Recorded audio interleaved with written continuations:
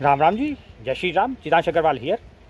सत्य सनातन चंद्रकांत आध्यात्मिक YouTube channel पर आपका हार्दिक अभिनंदन, स्वागत।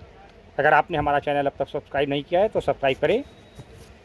जिन पेरेंट्स ने अपने बच्चों को ट्यूशन पढ़ाने के लिए बोला है, ट्यूशन हम अवश्य पढ़ाएंगे आपके बच्चों को फ्री ऑफ कॉस्ट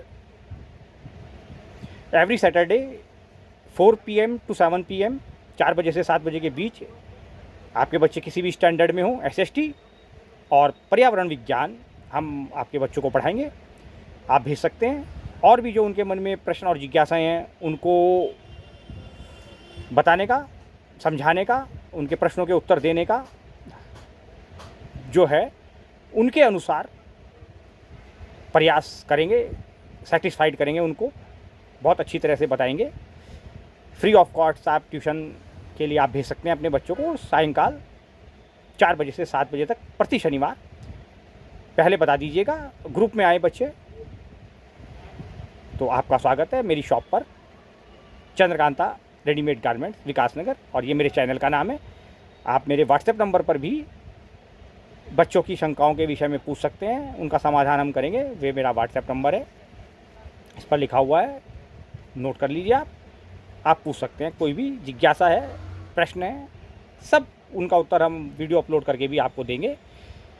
और आज शुभ दिन मंगलवार, एक शुभ एकादशी, साप्ताहिक सत्संग की इस कड़ी में प्रति मंगलवार जो हम करते हैं, साप्ताहिक सत्संग की विधा में आपका हार्दिक अभिनंदन। राम राम जी। जय श्री राम। फिर से पुनः आपको। और आजकल हम चर्चा कर रहे हैं श्री हनुमान चालीसा के एक दोहे पर। लंबी विस्तृत चर्चा चल रही है।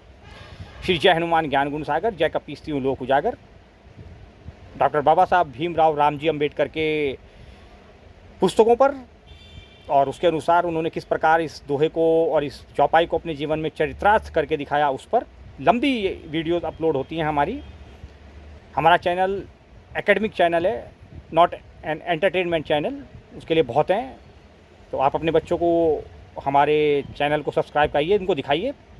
खासकर SST में बहुत कम नंबर आते हैं बच्चों के, चाहे वो हिंदी मीडियम के हों चाहे वो इंग्लिश मीडियम के हों। Social study, social science, sociology, political science, philosophy, ये सब अच्छों की समझ में नहीं आती।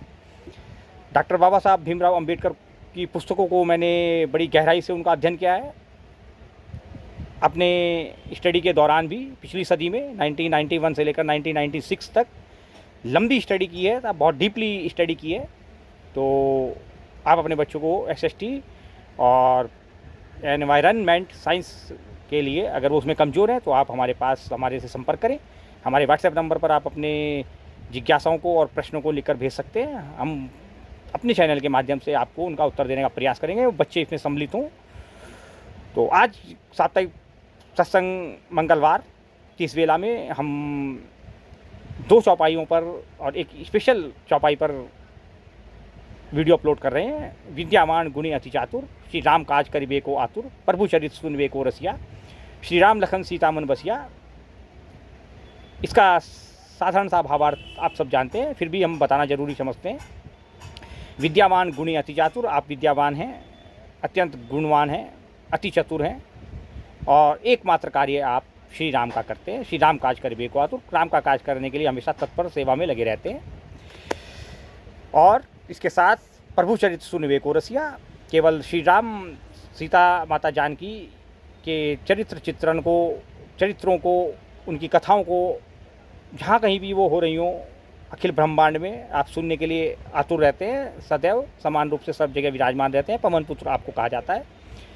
और केवल बाह्य रूप में ही नहीं, आप ही तो आंतरिक में भी श्री राम लखन सीता मन बसिया। आप श्री राम लक्ष्मण जी, उनके भ्राता, श्री राम के भ्राता लक्ष्मण जी, दशरथ नंदन, और माता जानकी के सहित आपके मन में विराजमान हैं। और यही चौपाइयों का साधारण भावार्थ है। अब आगे इन चौपाइयों को किस प्रकार हनुमान जी ने अपने जीवन में चरितार्थ किया, श्री रामचरितमानस में लिखा हुआ है। बिनु सत्संग विवेक ना होई, श्री राम कृपा बिनु सुलभ ना कोई। 2 भावार्थ हैं सत्संग के। सत्संग अर्थात सत्य का संग। जीवन में आप जितना सत्य का संग करेंगे उतना आपके पास विवेक अर्थात सेल्फ नॉलेज अर्थात आत्मज्ञान होगा। और एक सत्संग का तात्पर्य है कि आप सामूहिक रूप से श्री राम कथा, श्रीमद् भागवत महापुराण कथा, शिव पुराण कथा और श्री राम कथा की अमृत गंगा वर्षा का जो भी आनंद लेते हैं, वहाँ पर भी जो आप सत्संग करते हैं, बशर्ते कि वह सत्संग वास्तव में सत्य का संग हो, किस्से कहानियों का संग ना हो।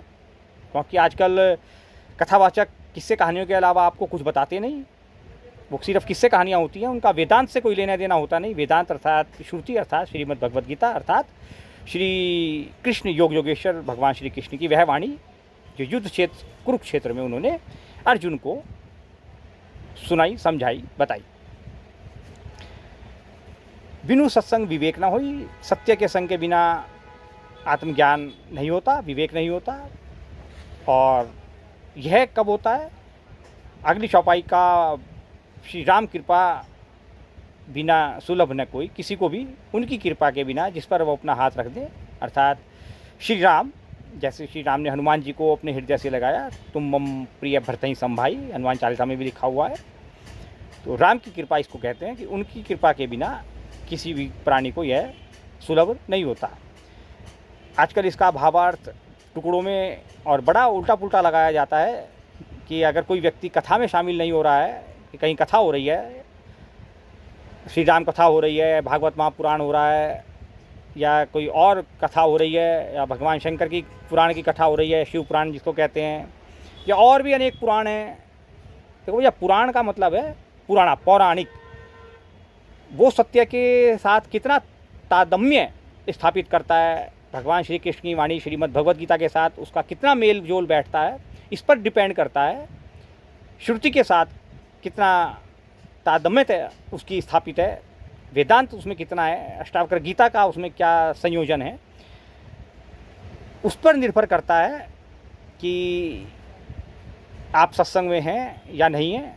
मैं आपके साथ जो इस समय अपने चैनल के माध्यम से अपलोड कर रहा हूँ, आप इस समय अगर इसको देख रहे हैं, इसको सुन रहे हैं, तो आप वास्तव में इस समय सत्संग में, सत्य के संग में, यही सत्य का संग कहलाता है। केवल ये नहीं कि आप प्रतिदिन, जैसे होता है आजकल एक पैरामीटर बना दिया है कि भाई 7 दिन की, 10 दिन की, 15 दिन की कोई भी कथा हो रही है, भागवत महापुराण हो रहा है या श्री राम कथा हो रही है या कहीं भी हो रही है, आप नहीं जा रहे हैं तो आपको श्री राम की कहा जाता है, श्री राम कृपा बिना सुलभ न कोई, किसी को श्री राम की कृपा के बिना सुलभ नहीं होता। ऐसा नहीं होता भाई। अगर सेल्फ नॉलेज ही नहीं है तो आप कितना भी जाकर बैठ लें, 7 दिन बैठ लें, 10 दिन बैठ लें, 15 दिन बैठ लें, सत्य का अगर संग आपके इंटरनल सेल्फ नॉलेज में नहीं है तो आप कितनी भी राम कथा सुन लें, कितने भी आप श्रीमद् भागवत महापुराण सुन लें, कितनी भी आप शिव पुराण सुन लें, कुछ पल्ले नहीं पड़ने वाला, आपका कुछ नहीं होने वाला जब तक आप श्रुति को, श्रीमद् भगवत गीता को पढ़कर समझेंगे नहीं। हमारे चैनल को सब्सक्राइब करें, वहाँ पर हम आपको श्री अष्टावक्र गीता और श्रीमद् भगवत गीता के श्लोकों का वेदांत सम्मत भावार्थ एज इट इज़, जैसा कि भगवान श्री कृष्ण ने अर्जुन को उपदेश दिया, तदनुसार हम आपको उसका जो है कॉन्सेप्ट और उसका जो इंटरप्रिटेशन है, उसका जो भावार्थ है वो बताते हैं, जो पूरा पूर्णतः वेदांत सम्मत होता है। प्रभु चरित्र सुन विवेको रसिया, यही प्रभु का चरित्र है। इसी को सुनना के लिए संत शिरोमणि संत तुलसीदास जी ने हनुमान चालीसा में लिखा है कि श्री कृष्ण की वाणी अर्थात योग योगेश्वर भगवान श्री कृष्ण की वाणी जो श्रुति सम्मत है, उसको सुनकर और उनकी चरण रज और उनकी छवि को अपने मन में धारण कर श्री राम लखन सीता मन बसिया, यही वो श्लोक का शुद्ध वेदांत सम्मत भावार्थ है। विद्यावान, विद्या का मतलब है वही जो मैंने अभी आपको कहा, सत्संग, सेल्फ नॉलेज, इसको विद्या कहा जाता है। अर्थात सेल्फ नॉलेज विद्या हो गई, स्वयं को जानना, आत्मज्ञान कहते हैं उसको। आत्मा का नहीं भाई, आत्मा अजर अमर अविनाशी अचिंत्य निराकार सर्वत्र समान रूप से विराजमान है। नैनम छिंदंती शस्त्राणी, शस्त्र उसको काट नहीं सकते, है ना। नैदम छिंदंती शस्त्राणी नैनम दहती पावका, आग उसको जला नहीं सकती। और न शोषति मारुते, हवा उसको उड़ा नहीं सकती। और न चैनम चकले दिन त्यापो, और पानी उसको गला नहीं सकता। ये सब कुछ आत्मा के विषय में कहा गया है। और जो कुछ सत्य और सनातन के विषय में कहा गया है वो आप जानते हैं। सत्य और सनातन श्री राम ही है।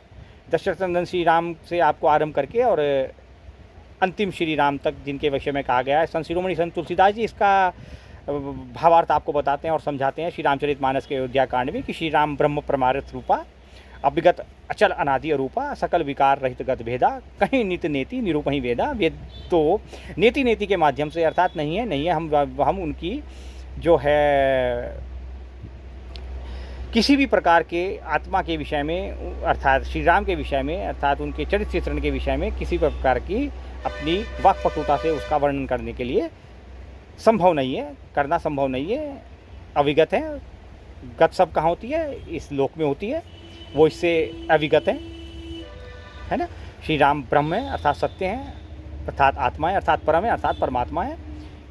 परमार्थ रूपा अर्थात परम अर्थों में भी जिनकी तुलना या जिनका विश्लेषण या विशेषण नहीं किया जा सकता।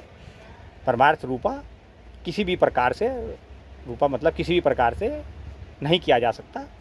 अविगत मैंने आपको भी बताया, विगत अचल, चलायमान सब चीज़ें कहाँ पर हैं? यहाँ पर हैं इस दृश्यमान जगत में, वो अचल है, स्थिर है, चलते हुए आपको दिखाई देते हैं जब लीलाधारी होते हैं। लेकिन अवगत अचल अनादि है, ना उनका आज का पता है, ना कल का पता है, ना कल का पता होगा। अनादि अरूपा है, अरूप है, रूप का कोई भी छवि कहाँ होती है? सब वो सब इस संसार के अंदर होती है, इस संसार से बाहर कोई छवि नहीं है उसकी। तो अविगत अचल अनादि अरूपा। सकल विकार सारे कहाँ पर होते हैं? विकार सारे संसार के भीतर होते हैं, इस जगत के भीतर होते हैं, ब्रह्मांड के अंदर होते हैं, प्रकृति में होते हैं, वो इससे भी है ना। सकल विकार रहित हैं, इनसे सब विकारों से रहित हैं। गत भेद, सारे भेद कहाँ होते हैं? सारे भेद आपको यहाँ पर मिलेंगे, आपके और हमारे अंदर मिलेंगे। हम छोटा बड़ा और वो सब देखते हैं, ऊंच नीच, वर्ण व्यवस्था, जाति व्यवस्था, फलाने ढिमकाड़ा, अगड़ा सगड़ा पगड़ा, सब कुछ वो सब कहाँ मिलेगा? आपको संसार में मिलेगा, श्री राम के यहाँ नहीं मिलेगा, दशरथ नंदन के पास नहीं मिलेगा।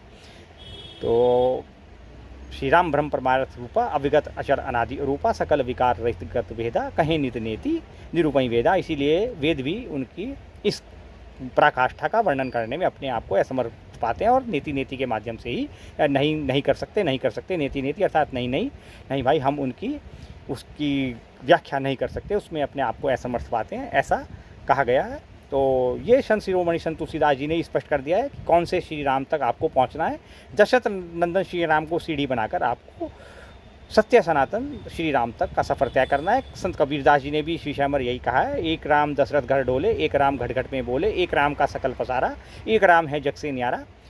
तो एक राम दशरथ घर डोले आप जानते हैं, दशरथ नंदन मर्यादा पुरुषोत्तम भगवान श्री राम की लीलाओं का सर्वप्रथम वर्णन, उनसे सर्वप्रथम परिचय महर्षि वाल्मीकि ने रामायण के माध्यम से हमारा कराया था। और तत्पश्चात बीच में वह विलुप्त हुआ ज्ञान का सागर, ज्ञान की गंगा। उसके बाद अभी लगभग 525 साल पहले संत शिरोमणि संत तुलसीदास जी ने श्री रामचरित के मानस के माध्यम से पुनः श्री राम लक्ष्मण सीता जी और हनुमान जी की को हमारे से परिचित कराया। अद्भुत ग्रंथ लिखा उन्होंने और अद्भुत रूप से श्री राम को जन जन और घर घर तक पहुंचाया। उनको नमन करेंगे और बने रहिए आप हमारे साथ। और इसके बाद हम अब आज फिर से पुनः चर्चा करेंगे कि इन सब चीज़ों को जो है डॉक्टर बाबा साहब भीमराव रामजी अंबेडकर ने अपने जीवन में किस प्रकार चरितार्थ किया, किस प्रकार उतारा। हमारी समझ में नहीं आया साहब, उनके नाम के मध्य से राम जी शब्द क्यों हटा दिया। कुछ लोगों को साहब पता नहीं क्यों साहब इस नाम से बड़ी चिढ़ है, खासकर ये जो तथाकथित लिबरल हैं, बुद्धिजीवी हैं और कांग्रेसी, इनको श्री राम के नाम से ही बड़ी चिढ़ है। अरे यार, डॉक्टर बाबा साहब भीमराव अंबेडकर के पिताश्री का, उनके पूज्य पिताश्री का नाम था श्री राम जी। भारतीय सेना में सूबेदार थे, छोटे मोटे पद पर नहीं थे उस समय। जब 14 अप्रैल 1891 को डॉक्टर बाबा साहब भीमराव का मध्य प्रदेश के इंदौर में आपका जन्म हुआ था और आप अपने माता पिता की 14वीं संतान थे। तो आपके पूज्य आदरणीय पिताश्री का नाम था श्री राम जी। तो उस समय बेटे के नाम के साथ बाप का नाम लिखा जाता था, मध्य में हो बीच में। तो आपका पूरा नाम इसलिए है श्री बाबा साहब भीमराव राम जी अंबेडकर, इसलिए लिखा जाता है कि आप श्री राम जी आपके पूज्य पिताश्री का नाम था, इसलिए श्री राम जी आपके साथ लगा हुआ है। न जाने साहब किन कारणों से किन्होंने साहब पूरा नाम क्यों नहीं लेते, आप क्यों डरते हैं साहब। मैं बहुजन समाज पार्टी के टॉप लीडर्स से निवेदन करूँगा कि आप उनका कृपया पूरा नाम लें, जो उनकी जीवनी के प्रारंभ में लिखा हुआ है और जिसको बड़े फ़क्र के साथ डॉक्टर बाबा साहब भीमराव अंबेडकर स्वयं लिया करते थे। बाद में हुआ, उनका नाम था भीमा राव कहा करते थे, उनके भीमा कहा करते थे उनके पूज्य पिताश्री। उनको आपने अगर उनके बालपन की जीवनी पढ़ी हो बहुत अच्छी ढंग से, तो बाद में उनका पूरा नाम स्टडी के बाद और जब डबल PhD उन्होंने कर ली और USA गए, UK गए, जर्मनी गए और पढ़ते रहे और इस उक्ति को चरितार्थ करते रहे कि श्री जय हनुमान ज्ञान गुण सागर, जय कपीस त्यों लोक उजागर। आप देख लीजिए साहब, आप महानिर्वाण को वो प्राप्त हुए 1956 में। उसके बाद भी साहब आज तक वो हमारे अपने पुस्तकों के माध्यम से और अपने विचारों के माध्यम से और अपने टैलेंट के माध्यम से आज भी हमारे बीच जीवित हैं और अब वही कार्य कर रहे हैं।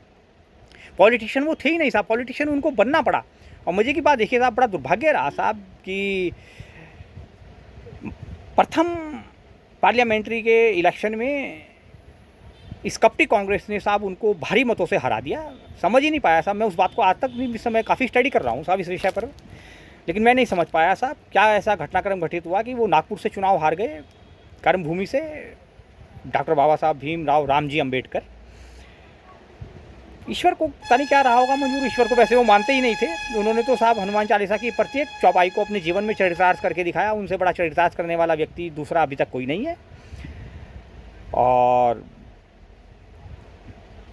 गंभीर भेदभाव का सामना यार आपको बचपन से ही करना पड़ा। आप उनकी जगह पर अगर देखिए, आप एक 5 साल के बच्चे को जो अपने घर से टाट लेकर जा रहा हो और स्कूल में पढ़ने जा रहा हो, और क्योंकि उसको सिर्फ जाति के आधार पर, क्योंकि उनके पिताजी माता पिता माहर जाति से थे, जो उस ज़माने में बहुत ज़्यादा पुरानी बात नहीं, 2026 चल रहा है और उनमें आपको ये लगभग ऐसी कोई 1891 से लेकर के ये मान लीजिए कि 1900 लगभग 1897-98 में साहब वो गए होंगे 5th क्लास में पढ़ने के लिए।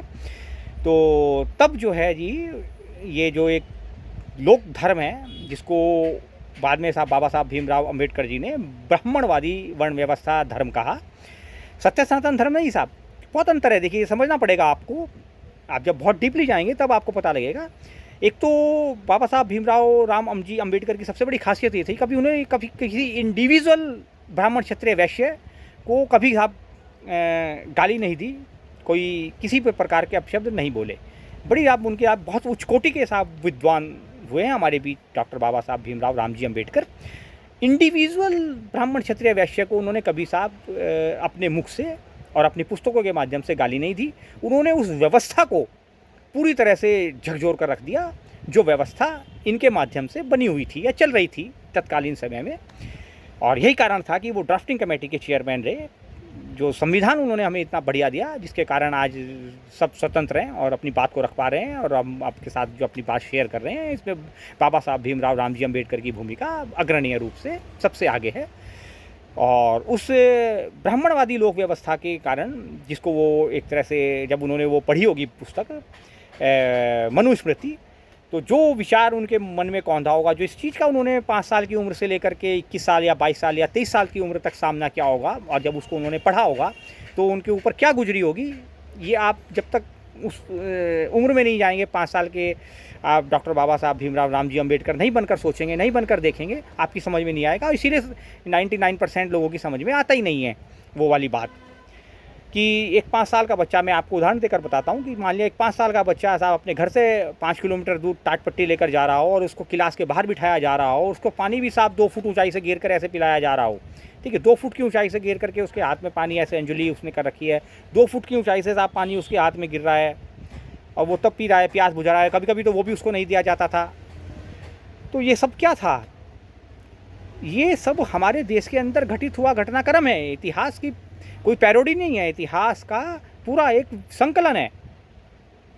जो सपना उनका था जो है, उसमें ऐसा नहीं है, उसमें अनेक 7 लोगों ने बड़ा शानदार योगदान दिया है साहब। उनकी प्रतिभा को सबसे पहले पहचाना था बड़ौदा के जो है जी शासक महाराजा सयाजी गायकवाड़ III। शासन चलता है ना, तो फिर से सुनिए, मैं बताता हूँ आपको। डॉक्टर बाबा साहब भीमराव अंबेडकर जी कितने प्रतिभावान थे, प्रतिभाशाली छात्र थे, इसको सबसे पहले पहचाना था बड़ौदा के शासक महाराज सयाजी महाराज गायकवाड़ III। तीसरी पीढ़ी के जो शासक हुए उन्होंने। और तब उस समय उन्होंने साहब 1908 में जो है ये जब बाबा साहब भीमराव बॉम्बे जो है जी उसमें यूनिवर्सिटी में पढ़ा करते थे, उसके बाद वहाँ बॉम्बे के कॉलेज में उसका जिसका नाम था एल्फिंस्टन कॉलेज है ना, एल्फिंस्टन कॉलेज था साहब, अंग्रेजी के नाम पे था ये भी। तो वहाँ पढ़ाई के लिए गए थे। तो उस समय उनकी प्रतिभा का लोहा जो है जी वो इन्होंने बड़ौदा के शासक ने जो माना था। फिर उसके बाद इन्होंने साहब इनको हायर एजुकेशन के लिए यूएसए भेज दिया था। 25 रुपये की ग्रांट इनकी एक्सेप्ट की गई थी, महाराजा के द्वारा इनको प्रदान की जाती रही जब तक ये यूएसए अमेरिका में अपनी पढ़ाई पूरी करके करी इन्होंने। वहाँ से इन्होंने पीएचडी करी, कानून की डिग्री में साहब पीएचडी करी। और फिर इसके बाद ये वापस आए, और वापस आने के बाद भी डॉक्टर बाबा साहब भीमराव अंबेडकर जी ने इन्हीं के यहाँ पर जो है जी इनके रक्षा सचिव, उस समय सबसे बड़ा पद हुआ करता था, आप रक्षा सचिव रहे साहब डॉक्टर बाबा साहब भीमराव रामजी अंबेडकर जो है सयाजी गायकवाड़ जो उस समय के शासक थे महाराष्ट्र के, उनके रक्षा सचिव रहे। लेकिन उस समय भी साहब इस व्यवस्था ने, इस अनटचेबल अछूत वाली व्यवस्था ने, जातिगत व्यवस्था ने उनका पीछा नहीं छोड़ा। 2-2.5 साल तक उन्होंने साहब इस पद पर कार्य किया, सेवा कार्य दी। और इसके पश्चात जो है फिर वो जो है वापस साहब त्यागपत्र देकर वापस जो है फिर उसके बाद वो यूके गए थे, जहाँ पर जो है लंदन स्कूल ऑफ इकोनॉमिक्स में उन्होंने फिर इकोनॉमिक्स में साहब पीएचडी की थी, शोध पत्र तैयार किया था। और जब तभी उन्होंने वो पुस्तक लिखी थी जो 1920 से 1923 के बीच में लिखी गई थी, जो रुपए के ऊपर है, रुपए का अवमूल्यन, उसकी अवधारणा और उसका जहाँ से वो आरंभ हुआ है ना, the origin of the problem of rupees, origin and it's solution. तो इस प्रकार से जो है फिर उसके बाद का सारा घटनाक्रम आपको पता ही है, सब कुछ विकीपीडिया पर और गूगल पर जाकर आप सर्च कर सकते हैं। अब तो एआई का ज़माना है, आर्टिफिशियल, हर प्रश्न का उत्तर आपको वहाँ पर मिल जाएगा। बाबा साहब भीमराव अंबेडकर, रामजी अंबेडकर को आप देखें, पढ़ें, सुने, समझें। बहुत स्टूडेंट्स के लिए बड़ा लाभकारी होगा। और जो नहीं कर सकते ऐसा, वो मेरा चैनल सब्सक्राइब करें। SST, political science, social study, sociology और पर्यावरण विज्ञान, एनवायरनमेंट साइंस के बारे में आप अपने मन में उठ रहे प्रश्नों के उत्तर हमारे चैनल पर ले सकते हैं, हमारे से पूछ सकते हैं। जो भी स्टूडेंट, चाहे वो 4th, 5th, 3rd, 4th, 5th कहीं से भी हो, किसी भी स्टैंडर्ड में पढ़ रहा हो, उसके मन की जिज्ञासाओं को हम शांत करने का अपने चैनल के माध्यम से प्रयास करेंगे, अपलोड करते रहेंगे। एकेडमिक वीडियोस हमारे होते हैं, बने रहिए आप हमारे साथ और कहते रहिए और करते रहिए, बल्कि कहते ना रहिए। कहते तो आप पता नहीं कितनी बार हैं, 11 बार कहते हैं आप हर मंगलवार को, पता नहीं हर, अब तो खैर पूरे विश्व में और ख़ासकर भारत में तो हर मंदिर में साहब 11 हनुमान चालीसा का पाठ होने लगा है। तो केवल पाठ करने से काम नहीं चलेगा। मैं फिर वही बात कहता हूँ कि केवल श्री जय हनुमान ज्ञान गुण सागर, जय कपीस तिहु लोक उजागर, रामदूत अतुलित बलदामा, अंजनी पुत्र पवन सुतनामा, महावीर विक्रम बजरंगी, कुमति निवार सुमति संगी, ऐसा सिर्फ कहने मात्र से काम नहीं चलेगा। इसको आपको अपने जीवन में उतारना होगा, जिस प्रकार डॉक्टर बाबा साहब भीमराव रामजी अंबेडकर ने अपने जीवन में उतार कर इसको चरित्रार्थ करके दिखाया। पूरी हनुमान चालीसा आप पढ़ लीजिए, बहुत ध्यान से पढ़िए और फिर उनका जीवन चरित्र देखिए एकमात्र। किसी और अन्य के पास आपको जाने की आवश्यकता नहीं, कुछ देखने की जरूरत नहीं, कुछ सुनने की जरूरत नहीं, कुछ समझने की जरूरत नहीं। आप डॉक्टर बाबा साहब भीमराव रामजी अंबेडकर को पढ़ लीजिए, उनको समझ लीजिए, उनको देख लीजिए और उनसे आप ज्ञान अर्जित कर सकते हैं। 50,000 पुस्तकें उनकी नोट्स हैं और शोध पत्रों में लिखी हुई हैं। देखिए, पढ़िए, सुनिए, समझिए। नहीं समझना चाहते तो चंद्रकांता आध्यात्मिक यूट्यूब चैनल सब्सक्राइब कर लीजिए, इस पर समझिए। चितांश अग्रवाल के साथ बने रहिए हमारे साथ। राम राम जी, जय श्री राम, जय श्री कृष्ण। साप्ताहिक सत्संग की इस मंगलवार को वेला में आपका हार्दिक अभिनंदन, स्वागत हम करते रहेंगे, चलता रहेगा। आप इसको लाइक करें, सब्सक्राइब करें अवश्य और अपने बच्चों को बताएं एसएसटी कैसे पढ़ी जाती है और किस प्रकार 24-25 minute, 30 minute, 31 minute, 32 minute, 40 minute तक आप निरंतर लगातार बोल सकते हैं, बिना रुके, बिना झुके। और उनकी जो उक्ति, उसी को मैं कहूँगा कि एक बार जिसने शिक्षा, वो शेरनी का दूध है, जिसने पिया तो फिर वो दहाड़ेगा। शिक्षित बनिए, संघर्षशील रहिए, सेवारत रहिए। ये बाबा साहब भीमराव अंबेडकर राव जी के उद्गार हैं, मेरे नहीं हैं। तो सबसे ज़्यादा शिक्षित बनिए, ज्ञान अर्जित कीजिए और फिर दहाड़िए, सेवारत रहिए, संघर्ष कीजिए। जय भीम, जय भारत, जय राम राम जी, जय श्री राम।